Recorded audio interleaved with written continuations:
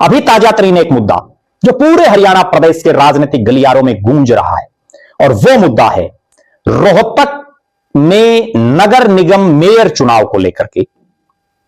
7 साल से ज्यादा समय जिस चुनाव को हो गया हो, और जिस चुनाव के होने के बाद विधानसभा के चुनाव हो गए, लोकसभा के हो गए, मेयर का फिर चुनाव आ गया। एक पूर्व मंत्री जिनका भारतीय जनता पार्टी में वर्षों से नाता रहा है, मनीष ग्रोवर ने एक बयान दिया। अग्रवाल समाज के कार्यक्रम में उन्होंने नगर निगम रोहतक के मेयर चुनाव को लेकर के अपनी बात रखी, और उस बयान के बाद कांग्रेस के रोहतक के सांसद दीपेंद्र सिंह हुड्डा ने भी अपनी प्रतिक्रिया दी। इंडियन नेशनल लोकदल के विधायक अर्जुन चौटाला ने भी अपनी प्रतिक्रिया दी। रोहतक ही नहीं, हरियाणा प्रदेश के राजनीतिक गलियारों में पिछले कई दिनों से इस बयान पर तरह तरह की बातें चल रही हैं।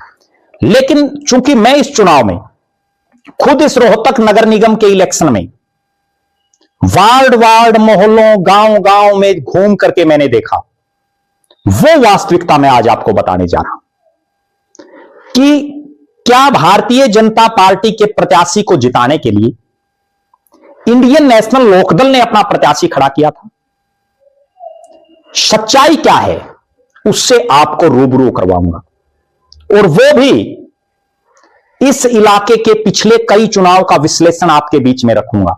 तब आपको समझ आ जाएगा कि वास्तविकता यह है कि जिन संचित नांदल का जिक्र मनीष ग्रोवर ने किया, उनके पिता सतीश नांदल वर्षों से इस इलाके में राजनीति कर रहे हैं, और वर्षों तक इंडियन नेशनल लोकदल के ना केवल जिला के प्रधान रहे, बल्कि चौटाला परिवार के बड़े विश्वस्त लोगों में उनकी गिनती रही।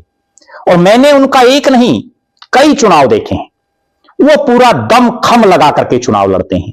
आर्थिक तौर पर भी बड़े सक्षम हैं, सामाजिक तौर पर उनकी एक जबरदस्त प्रतिष्ठा है, और एक मजबूत व्यक्तित्व के वो धनी हैं।